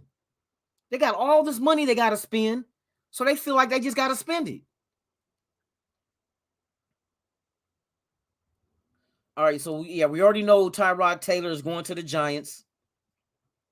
Who else on here? I'm not seeing. Hey, shit is kind of slow though. If you think about it, there was a lot of movement last week by like one team. But you got Chargers making a couple of moves too. But all in all, fucking Jacksonville was like, you talk about premature ejaculation. They were like, oh. Nigga, they was letting the money fly, boy. They was at the strip club. They was making it rain, nigga, with $100 bills, and then started throwing change up in the air too. Nigga, quarters and nickels hitting the strippers all in their dome. Oh my God. Motherfuckers throwing a roll of quarters. Bitch got hit in the eye with a roll of quarters, knocked her off the stripper pole. That kind of shit. Man. Austin Raider, what's up with it, dog? Okay, 89% over a 4-year span. Man, the money got to be spent. You got a ceiling and you got a floor with the cap. Because like next year, like I said, I guarantee you the salary next year will be over 230 or be over 200, and it might be 230. I'm gonna say about 230 plus. The salary cap will go up next year. I bet you it's not going down again. It's not going down again. It's going to go up. It's going to jump up another 20 plus million next year. Because I'm telling you that the NFL is milk. All these deals the NFL get with like Nike doing the jerseys and then doing like deals with Amazon for Thursday Night Football and all these networks and other streaming services, and going overseas playing games. See, people got to forget, you getting that foreign money too now. You're going to Mexico, you're going over to Europe, you're playing these in London, you're going overseas to get that extra money. Now you're potentially getting new fans of American football that's going to go out and buy jerseys, buy all this merchandise that represents a team they like. You know what I mean? So, hey, the NFL is global. Like I said, this is the only country with football, American football, that's like tops. You won't see another league nowhere else in any other sport that's going to compete with the NFL in the United States. So, I mean, it's all about a money grab. And that's what you're supposed to do with any business. It's all about marketing. It's all about getting as much as you can off of your business. What is it? Oh, yeah, that's Tyrod. I keep seeing the Tyrod Taylor contract for what he signed with the Giants. Same shit, ain't nothing changed. All right, y'all. I'm gonna go ahead and I'm gonna keep my my ears posted. Keep your ears to the ground. Keep your eyes on the prize. Welcome. Welcome to Lunatic Raider and Raiders Allegiance. Hot damn. Hot damn, hot damn.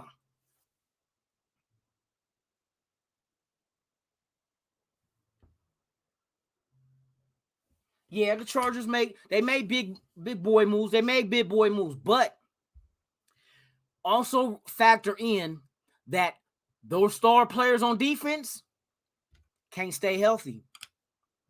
They can't stay healthy. They get injured.